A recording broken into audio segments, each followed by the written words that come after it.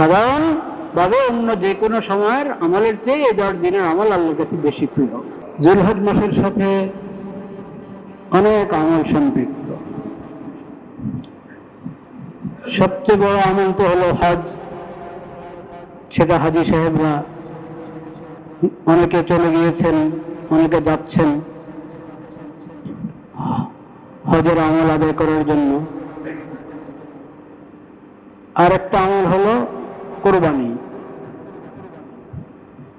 এটা যে কোনো জায়গা থেকেই সময়ের মধ্যে, কোরবানির নির্ধারিত যে তারিখ, ওই তারিখের মধ্যে এই ইবাদত আদায় করা যায়। এই দুটো বড় আমল, কিন্তু সাথে জিলহজ কেন্দ্রিক আরো আমল আছে। ওই বিষয়ে আজকে দু একটি কথা আরজ করার চেষ্টা করা হবে ইনশাআল্লাহ। প্রথমে যেটা মনে রাখা দরকার সেটা হলো জিলহজ মাস শুরু হলেই কোরবানি করা পর্যন্ত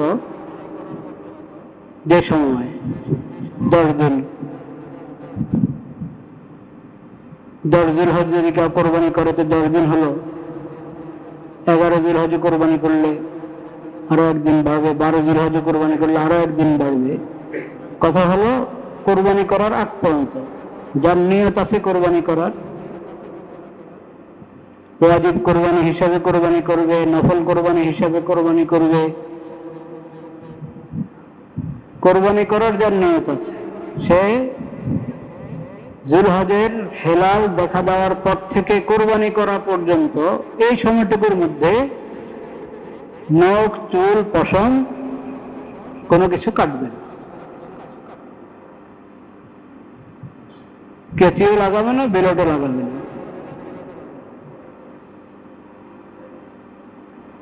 নবী করিম সাল্লাল্লাহু আলাইহি ওয়াসাল্লাম মান আরাদা আন ইউযাহিয়া, যখন হেলাল শুরু হবে, জিলহজের হেলাল শুরু হবে, যার কোরবানি করার আরাদা সে যেন লা ইয়াখুয মিন আযফারিহি ওয়া আশআরিহি ওয়া আবশারিহি শাইআ, কোন জায়গায় একটু চামড়া কেমন হয়ে আছে তো ছিলে ফেলে দিল, উঠে ফেললো, টেনে ফেলে দিল, তাও করবে না। নখও কাটবে না, চুল কাটবে না, আরো যা পরিষ্কার করা হয় শরীরের পশম ওগুলো কাটবে না, মুন্ডাবে না।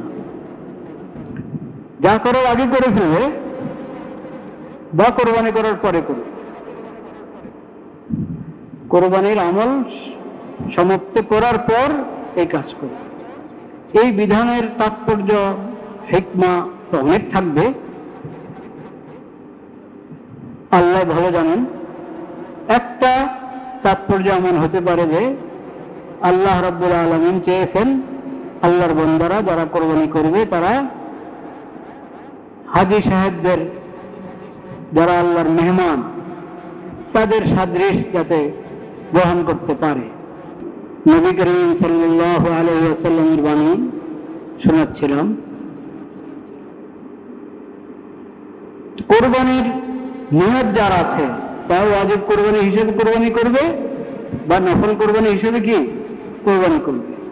যার কোরবানি করার ইচ্ছা আছে সে নখ, চুল ইত্যাদি কোরবানি করার পরে কাটবে, আর নয়ের আগে। জিলহজের হেলাল দেখা দেওয়ার পর থেকে বিরত থাকবে। আর যে কোরবানি করবে না, সামর্থ্য নেই, সেজন্য কোরবানি করবে না, তার জন্য এই মশলা আছে কিনা কোনো কোনো বর্ণনা থেকে বোঝা যায় সেও বিরত থাকবে। তো ওটা হলো সুন্নতে মুআক্কাদার পর্যায়ের বিধান, যে কোরবানি করবে তার জন্য। কোরবানি করবে না, সামর্থ্য নয়, কোরবানি করবে না, সেও যদি জিলহজের হেলাল দেখা দেওয়ার পর থেকে কোরবানি করা পর্যন্ত, মানে অন্যদের কোরবানি করা পর্যন্ত বিরত থাকে, নখ চুল না ধরে,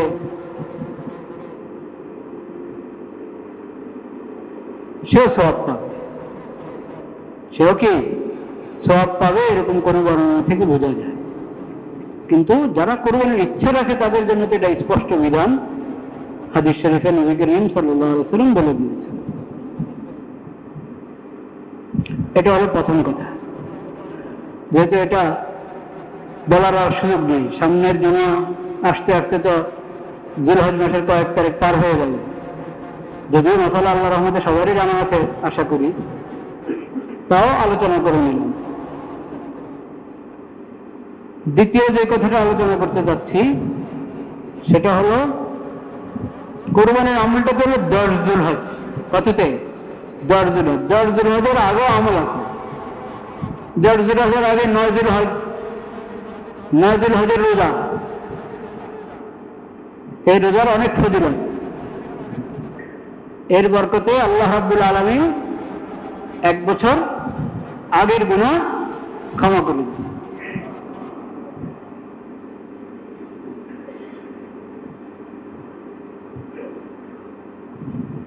9 জিলহজের রোজা।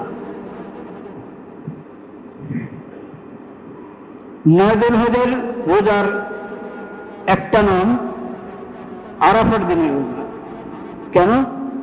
যেহেতু 9 জিলহজে হাজী সাহেবরা আরাফাতে অবস্থান করেন, এজন্য আরাফার রোজা বলা হয় 9 জিলহজের রোজাকে। আরাফার স্থানের সাথে সম্পৃক্ত না, তারিখের সাথে। 9 জিলহজ, এই যে 9 জিলহজের রোজা বাকি ও নামে প্রসিদ্ধ, আরাফার দিনের রোজা। স্থানের সাথে সম্পৃক্ত নয়, এটা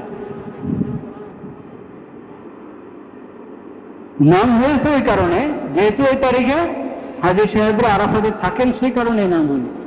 নতুবা খোদ হাজী সাহেবদের জন্য কিন্তু আরাফার দিনে রোজা রাখা মুস্তাহাব না, জানেন তো মাসালা। হজরত যারা, তাদের জন্য কিন্তু আরাফার দিনের রোজা রাখা সুন্নাত বা মুস্তাহাব না। রাখলে রাখতে পারে, কিন্তু হাজী না, যারা হজের ইবাদতে রত নন, তাদের জন্য তো এটা সুন্নাত, নফল রোজা, সওয়াবের কাজ। হাজী সাহেবরা যদি একজন রোজা রাখতে যান, দুর্বল হয়ে পড়তে পারেন। দুর্বল হয়ে পড়লে ওই দিনের হজের যেই বড় বড় কাজ আমল, ওগুলিতে ব্যাঘাত করতে পারে, অসুস্থ হয়ে পড়তে পারে, দুর্বল হয়ে পড়তে পারে। সেজন্য তাদের জন্য রোজা সুন্নাত করা হয় নাই, হাজীদের জন্য।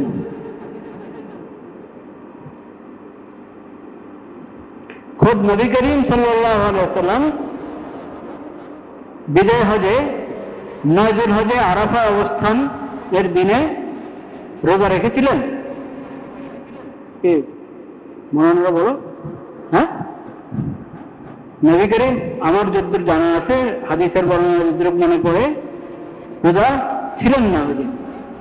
রোজা আছেন কি না এটা নিয়ে ইয়ে ছিল কারো কারো, যে হয়তো আজকে নবী করিম সাল্লাল্লাহু আলাইহি ওয়াসাল্লাম রোজা, সেজন্য একজন দুধের পেয়ালা পেশ করেছেন, নবী করিম সাল্লাল্লাহু আলাইহি ওয়াসাল্লাম দুধ পান করেছেন, দুধে গুলো কি ছিলেন না, এটা বের করা হবে।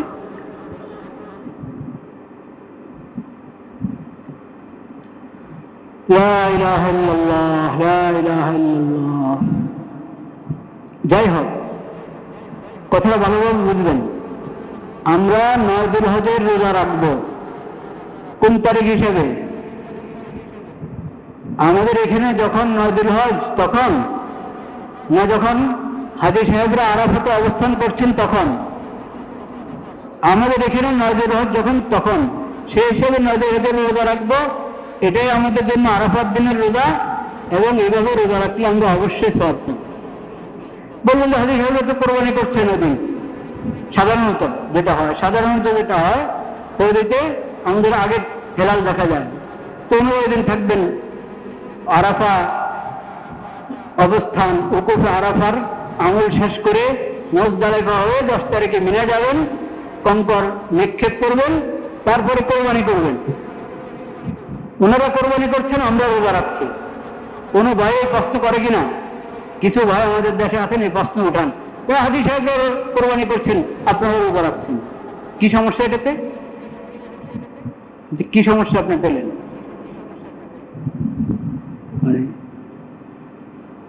পৃথিবীর অবস্থানটাই এরকম যে পুরা পৃথিবীতে একই সন্ধ্যায় হেলাল দেখা যাবে না, এটা স্বাভাবিক কথা। আল্লাহ রাব্বুল আলামিন বিধান দিয়েছেন হেলাল দেখে রোজা রাখো, হেলাল দেখে ঈদ করো। সব চান্দ্র মাসের সম্পর্ক হলো হেলাল দেখার সঙ্গে। তো হেলাল তো যার যার অবস্থান হিসেবে হয়, ওটা প্রাকৃতিক নিয়ম। বিধানও ওরকম। এক জায়গার হেলাল অন্য জায়গায় যদি জেনে ফেললাম আমরা, এখন অনেক দূরের হেলালের কথা আমরা জেনে ফেলি। আগে তো ঢাকা থেকে চিটাগাং এতটুকু জানাই সম্ভব ছিল না এক সময়, পরে খবর পেতাম নাকি? পরে খবর পেতাম, আরে ওনারা তো আমাদের আগে টান দেখেছে। ঢাকা থেকে চিটাগাং, যশোর থেকে ঢাকা, এতটুকু জানায় সম্ভব ছিল না এক জমানায়। এখন একবারই দুনিয়ার আরেক প্রান্তের খবর আমরা পেয়ে যাচ্ছি ঠিক, কিন্তু আমল করার মতো অবস্থানে তো নাই আমরা। যাই হোক, এটা দীর্ঘ মশালা। এই মিম্বর থেকে এটার উপরে দাঁড়িয়ে আলোচনা করার যত সময় দরকার, এই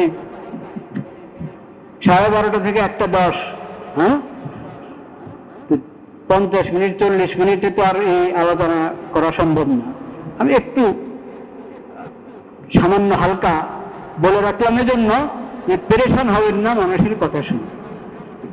মানুষের কথা শুনে কি পেরেশান হবেন না। পেরেশান না হওয়ার জন্য এক তো বিস্তারিত দলিল জানলে আলহামদুলিল্লাহ খুব ভালো, সেটা জানেন, আসেন এসে জানেন। আর একটা সহজ উপায় আমি আপনাদেরকে বলবো, সহজ উপায়, খেয়াল করেন। আমাদের যে যারা প্রশ্ন করেন আমাদের উপর যে আপনারা সৌদির সাথে রোজা ঈদ না করার কারণে আপনাদের ফরজ রোজা একটা রোজা ছুটে যায়, আবার আপনারা ঈদের দিন রোজা রাখেন যেটা না যায়, ফরজ রোজা ছুটে যায় সেটাও গুনাহ। তাদের কাছে প্রশ্ন, সবসময় কি সৌদিতেই প্রথম হেলাল দেখা যায়? কখনো না। এবার কি হয়েছে? এবার রমজানের হেলাল সর্বপ্রথম দেখা গেছে মালি, আফ্রিকায়, আফ্রিকার মালি দেশ,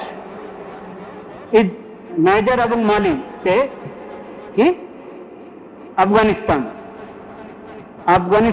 নাইজার এবং মালি, এই 3 দেশে দেখা গেছে রমজানের হেলাল, নাকি ঈদুল ফিতরের হেলাল।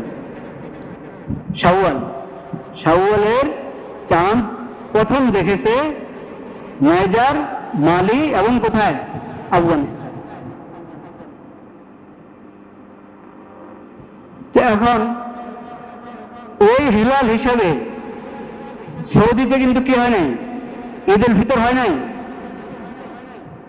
সৌদি এর পরের দিন নিজেরা যখন হিলাল দেখেছে তখন করেছে। আর বাংলাদেশ সহ অনেক দেশ, মালয়েশিয়া, ইন্দোনেশিয়া, বাংলাদেশ, আরো বেশ কিছু দেশ, সৌদি যেদিন হেলাল দেখেছে দেখে না, এর পরের দিন দেখেছে, তারা সেই হিসাবে ঈদ করেছে। আমরা ঈদ করেছি শনিবারে, সৌদি ঈদ হয়েছে জুমাবারে, আর আফগানিস্তান, নাইজার ওগুলোতে ঈদ হয়েছে বৃহস্পতিবারে। এখন যারা বাংলাদেশ সরকারের স্বীকৃত হেলাল কমিটি এটার বিরুদ্ধাচরণ করে, বাংলাদেশের সকল উলামা মাশায়েখ, সকল তাওহীদি জামাতার বিরুদ্ধাচরণ করে সৌদির সাথে আগে এই শুক্রবারে ঈদ করেছেন, তাদের কাছে প্রশ্ন, আপনারা বৃহস্পতিবারে কেন করলেন? বুঝেননি? আফগানিস্তানে দেখেছে, নাইজার দেখেছে, মালি দেখেছে, সেই হিসাবে তারা বৃহস্পতিবারে করলো। তো আপনারা বৃহস্পতিবারে করতেন। সর্বপ্রথম দেখা হিসাবে আমল করলেন না, কেন করলেন না? আরো মজার কথা শুনুন। সাদরাতে এই যে জনগণের আগে, জনগণের 1 দিন বা 2 দিন আগে ঈদ করা, এই কাজটা শুরু করেছে সর্বপ্রথম আমাদের জানা মতে, সর্বপ্রথম সাদরা, হাজীগঞ্জ, চাঁদপুর হাজীগঞ্জের সাদরা গ্রামে শুরু হয়েছে। সাদরা গ্রামে ফুরফুরা দরবারের সাথে যুক্ত এক পীর সাহেব ছিলেন ইসহাক, মাওলানা ইসহাক। ফুরফুরার হযরতরা কখনো জনগণের আগে 10-এর আগে করেন নাই ঈদ রোজা, এখনো করেন না। ফুরফুরা মাগুরাতে যান, ফুরফুরা দারুসালাম মিরপুরে যান, হিন্দুস্তানের ফুরফুরাতে যান, ওনারা 10-এর আগে করেন না, সবার সাথে করেন, জনগণের সাথে করেন। ওলামা মাশায়েখ যেদিন করে সেদিন করেন, স্থানীয় এবং এই আঞ্চলিক হেলাল দেখা হিসেবে করেন। কিন্তু উনি এসাক সাহেব এখন না, 1928 যখন রেডিও আবিষ্কার হয়নি, রেডিও আবিষ্কার হয়নি সেই সময় এসাক সাহেব 10-এর আগে কি দেখতেন, এই ঈদ করতেন, রোজা শুরু করতেন এবং ঈদ করতেন। কিভাবে করতেন সে আরেক ঘটনা, বুঝতে পেরেছেন? ওদের এমন একটা মানে বিভ্রান্তিকর মতামত, আশ্চর্য হবে। চান্দ্রমাস শুরু হয় হেলাল দিয়ে, তারা বলে হলো অমাবস্যা দিয়ে শুরু হবে, অমাবস্যা বলেন না, নাউজুবিল্লাহ। ওই এসাক সাহেব তো ইন্তেকাল করে গেছেন, ওনার সঙ্গে আমার কথা হয় না। এসাক সাহেবের ছেলে ছিলেন, এখন ছেলেও নাই, এখন ছেলে এসাক সাহেবের নাতি, বড় ছেলের ছেলে যিনি উনি আছেন, তো বর্তমান যিনি, ওনার আব্বার সাথে আমার কথা হয়েছে। উনি আমাকে বললেন, পুরো বিবরণ জানালেন এটার। তো ওনারা কয়েকজন মানুষ অমাবস্যা বলে হেলাল দেখে না, আমরা বলি অমাবস্যা বলতে কিচ্ছু না, হেলাল দেখো। তো আমরা দেখতামও, পাইতামও। কোন অমাবস্যাতে হেলাল দেখা, নতুন চাঁদ দেখা সম্ভব? অসম্ভব। অমাবস্যার পর দেখা যাবে। যেমন আগে এটা একটা বলতো, এখন ওনারা এটাকে একটা বিধানের মতো বানিয়ে নিয়েছেন, অমাবস্যা থেকে শুরু হবে। নাউযুবিল্লাহ। তো এই যে সাদরার ওই পীর এসাক সাহেব, ওনার বড় ছেলে যে ইন্তেকাল করে গেছেন, আরো ছেলেরা আছেন। এক ছেলে হলেন আবু বকর সাহেব, আরেক ছেলে হুসেন সাহেব, আরেক ছেলে জাকারিয়া সাহেব। আমার জানার মধ্যে 3 ছেলে এখনো আছেন। এই আবু বকর সাহেব বয়স ওনাদের থেকে বড়, যিনি ইন্তেকাল করে গেছেন ওনার পরে আবু বকর সাহেব।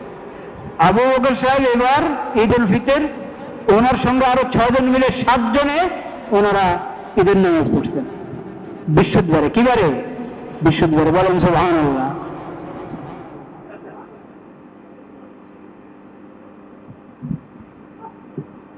আর পুরো সাদরা দরবার ওনারা পরের দিন জুমাবারে সৌদির সাথে ঈদের নামাজ পড়লেন। তো এখন এখানে তুমি আঞ্চলিক হেলাল দেখা হিসাবে যদি না দেখো, না করো, তুমি বলবো যে সর্বপ্রথম দেখা হিসাবে করবো। তো সর্বপ্রথম দেখা তো আফগানিস্তানের মালিক তো ছিল, ওটা দিয়ে এখানে করলেন না। আপনার ভাই তো করলো, আবু বকর সাহেব তো করলেন, আপনার চাচা আবু বকর সাহেব করলেন, আপনি কেন করলেন না? তাহলে এটা কি আসলে মাসালার দিক হলো, না এগুলো একটা রসম রেওয়াজের মতো বানিয়ে নিয়েছে তারা? এটা তারা একটা রসম বানিয়ে নিয়েছে, আমরা দেশ থেকে, জনতা থেকে আলাদা হব। তো জনতা থেকে আলাদা হওয়া এটা কোনো নেক আমল, নেক কাজ? জনতা যদি নেক কাজ করে, আপনি এটা থেকে আলাদা হলে তো আপনি নেক কাজ করলেন না, আপনারটা ভুল হলো। আপনারটা কি হলো? বলুন। সেজন্য এটা ভাববেন না যে ওনারা আসলে একটা নীতির উপরে চলছেন, না, নীতি না এটা। নীতি যদি হতো ওনারা বিশ্ববারে ঈদ করতেন। এটা শুধু এবারের কথা না, পিছনের আরো কয়েকবারের ইতিহাস আছে যে ওনারা সৌদির আগে সর্বপ্রথম হেলাল দেখা গেছে, সেই হেলালের তোয়াক্কা করেন নেই, পরের দিন সৌদির সঙ্গে করেছেন। তাহলে সর্বপ্রথম হেলাল হিসেবে করলেন না, তারা করেন নেই। এবং ওইবার তো জাকারিয়া সাহেব, শুধু আবু বকর সাহেব না, একবার এরকম আছে জাকারিয়া সাহেবও কি করেছেন, ওই প্রথম দেখা হিসেবে মালি এবং নাজারের দেখার সঙ্গে ঈদ করেছেন, ইয়ার সঙ্গে না, সৌদির সঙ্গে না, আগে করেছেন। কিন্তু মূল দরবার সাদরার তারা সৌদির সঙ্গে একদিন পরে করেছে। তাহলে বোঝা গেল আপনাদের বাংলাদেশের ওলামা মাশায়েখ থেকে, তাওহীদি জনতা থেকে আলাদা হয়ে করছেন। এটা কোনো মাসালার ভিত্তিতে করছেন না, নীতির ভিত্তিতে করছেন না, এটা শুধু একটা মনের আবেগ, আমরা সৌদির সাথে করব। মনের আবেগের নাম শরীয়ত, না শরীয়তের নির্দেশিত মাসালার নাম শরীয়ত? মাসালার নাম কি? শরীয়ত। আল্লাহ তাআলা আমাদেরকে সহিহ বুঝার তৌফিক নসিব করে। সহিহাইনে আরাফার কথা আমি একটু আগে যে হাদিস শোনালাম, আরাফার দিন, বিজয় হজের মধ্যে আরাফার দিন নবী করিম সাল্লাল্লাহু আলাইহি ওয়াসাল্লাম রোজা অবস্থায় আছেন কিনা এটা নিশ্চিত হওয়ার জন্য নবী করিম সাল্লাল্লাহু আলাইহি সাল্লামের সামনে ফারসালতু ইলাইহি বিকদাহিন ওয়া হুয়া বিকদাহি লাবানিন ওয়া হুয়া ওয়াকিফুন আলা বাঈরিহি ফাশারিবাহু। এক পেয়ালা দুধ নবী করিম সাল্লাল্লাহু আলাইহি সাল্লামের সামনে পেশ করা হলো, নবী করিম সাল্লাল্লাহু আলাইহি সাল্লাম পান করলেন।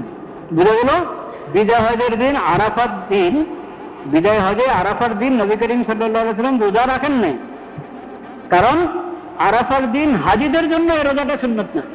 কারণ হ্যাঁ রাখতে পারে, সে ভিন্ন কথা, যে মনে করবেন আমার সমস্যা হবে না, হ্যাঁ আমি ইনশাআল্লাহ রোজাও রাখতে পারবো, হজের অন্যান্য জিম্মাদারি সুন্দরভাবে পালন করতে পারবো, সমস্যা হবে না, রাখা যায় মুবাহ, কিন্তু এটা হাজিদের জন্য সুন্নত না।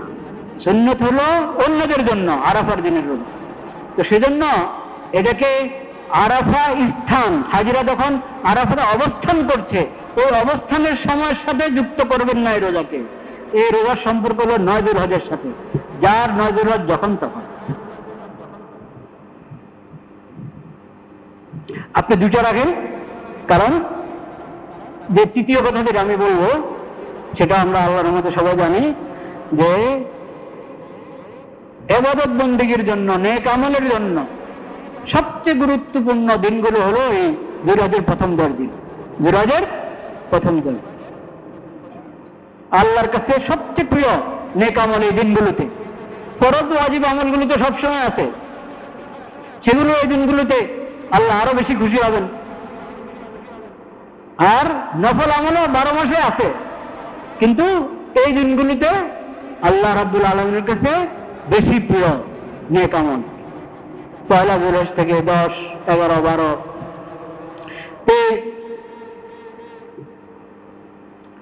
পয়লা জিলহজ থেকে 9 জিলহজ পর্যন্ত ঈদের দিন তো রোজা রাখা যায় না, ঈদের দিন রোজা রাখা যায়। পয়লা জিলহজ থেকে 9 জিলহজ পর্যন্ত 9 দিন নফল রোজা রাখেন আপনি, 9 দিন প্রতিদিনই নফল রোজা রাখেন, এটা একটা আমল। প্রতি রাতে আমরা জাগতে পারি, রমজানের শেষ দশকে জাগি না, তো এই দশাতেও আমরা জাগতে পারি, যে যতক্ষণ পারি তেলাওয়াতের মাধ্যমে, দুরূদ শরীফ, ইস্তিগফার, নফল নামাজ, তাহাজ্জুদ বেশি পড়লাম, লম্বা কেরাত দিয়ে পড়লাম, দীর্ঘ সূরা দিয়ে পড়লাম। তো আমার জন্য তো নফল রোজা পুরো 9 দিন, পয়লা জিলহজ থেকে 9 জিলহজ পর্যন্ত উন্মুক্ত। আমি 8 জিলহজে রোজা রাখলাম, 9 জিলহজে রোজা রাখলাম, 7 জিলহজে রাখলাম, কোনো সমস্যা নেই। তো যা মনে করে আরে আরাফার রোজা রাখতেছি, হাজির সাহেব তখন আরাফা থেকে চলে গেছে মিনায়, এখন আরাফার রোজা রাখতেছি, মন মানে না। হ্যাঁ, তো আপনি 8 জিলহজ রোজা রাখেন, নফল রোজা, কেউ মানা করে না, কিন্তু আপনার মন মানা না মানার সাথে সম্পর্ক না। এই রোজা 9 জিলহজের রোজা, যার 9 জিলহজ তখন তার রোজাও কি তখন।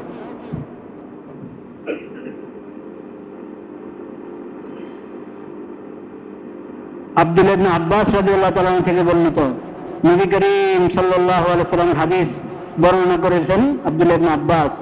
নবী করিম সাল্লাল্লাহু আলাইহি সাল্লাম বলেছেন, মাল আমালু ফি আইয়ামিল আশরি আফযালু মিনাল আমালি ফি হাযিহি। ক্বালু ওয়ালাল জিহাদ?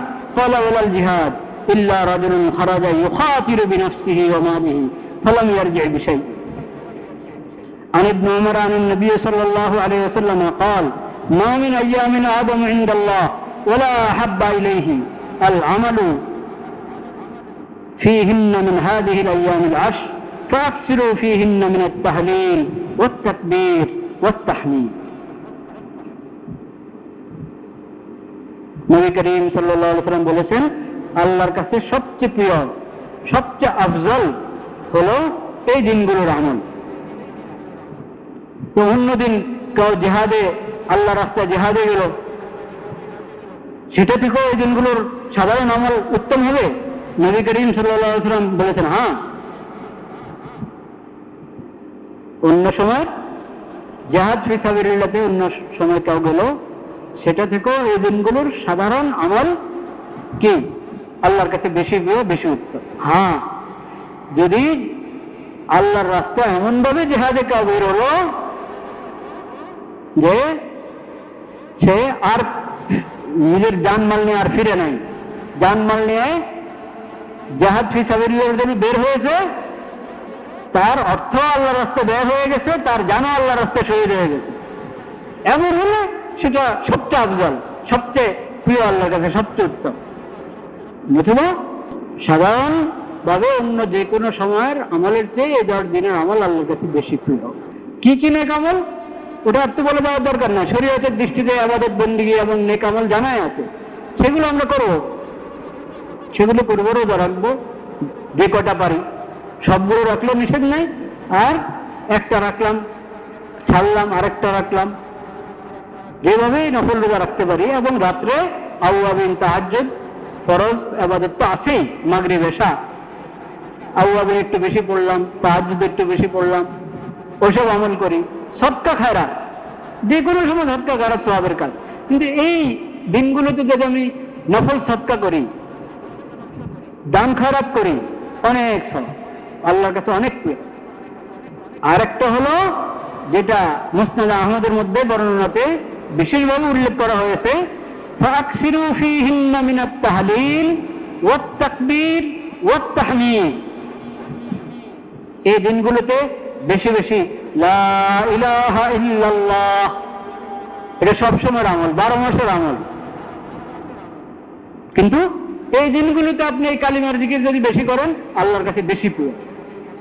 লা ইলাহা ইল্লাল্লাহ, আল্লাহু আকবার, আলহামদুলিল্লাহ, এসব জিকির, বিশেষ করে তাকবীরে তাশরীক, আল্লাহু আকবার, আল্লাহু আকবার, লা ইলাহা ইল্লাল্লাহু, আল্লাহু আকবার, আল্লাহু আকবার ওয়ালিল্লাহিল হামদ, আল্লাহু আকবার, আল্লাহু আকবার, লা ইলাহা ইল্লাল্লাহু, আল্লাহু আকবার, আল্লাহু আকবার ওয়ালিল্লাহিল হামদ, আল্লাহু আকবার, আল্লাহু আকবার, লা ইলাহা ইল্লাল্লাহু, আল্লাহু আকবার, আল্লাহু আকবার ওয়ালিল্লাহিল হামদ। এটা তো বিধানগত আমল হলো 9 জিলহজের ফজর থেকে 13 জিলহজ আসর পর্যন্ত, ফরজ নামাজের পর একবার, এটা হলো বিধান, ওয়াজিব বিধান। কিন্তু মূল জিকিরটা সবসময় পুরো একবার জিলহজের হেলাল থেকে যতবার পড়তে পারেন, আল্লাহু আকবার, আল্লাহু আকবার, লা ইলাহা ইল্লাল্লাহু, আল্লাহু আকবার, আল্লাহু আকবার ওয়ালিল্লাহিল হামদ, আল্লাহু আকবার, আল্লাহু আকবার, লা ইলাহা ইল্লাল্লাহু, আল্লাহু আকবার, আল্লাহু আকবার ওয়ালিল্লাহিল হামদ। আল্লাহ তাআলা আমাদেরকে ভরপুর তৌফিক নসিব করেন। তো যুলহজে বিদায় হজে আরাফার দিনে নবী করিম সাল্লাল্লাহু আলাইহি ওয়াসাল্লাম রোজা রাখেন না, এই হাদিস কোন কিতাবের? বুখারী শরীফ। এই হাদিস কোন কিতাবের? বুখারী শরীফের হাদিস। এখন থাকলো কোরবানির আমল, এই বিষয়ে আল্লাহ হায়াতে রাখলে আগামী জুমার কথা হবে ইনশাআল্লাহ, কোরবানি সম্পর্কে। এবং কোরবানির আগ পরে অনেক আমল আছে, যেমন কোরবানি আমরা পশু যখন খরিদ করতে যাব, সেখানে তো আমাদের নিয়ম কানুন জানার দরকার আছে। এরপরে কোরবানির পশু জবাই করা, কোরবানির আল্লাহর পক্ষ থেকে যে কোরবানির হাদিয়া আমরা পেলাম সেটা গ্রহণ করা, সবকিছু নিয়ে জানার বিষয় আছে। সবচেয়ে গুরুত্বপূর্ণ বিষয় আমি আগে বলে রাখছি, আবার মনে থাকে না থাকে, সবচেয়ে গুরুত্বপূর্ণ বিষয় যেটা আমরা ভুল করি সেটা হলো সাফাই, পরিষ্কার পরিচ্ছন্নতা। কোরবানির আমল করছি ঠিক, কিন্তু পরিষ্কার পরিচ্ছন্নতার খেয়াল রাখছি না। যেখানে ইচ্ছা, যেখানে মনে হচ্ছে সেখানে মালা ফেলে দিই,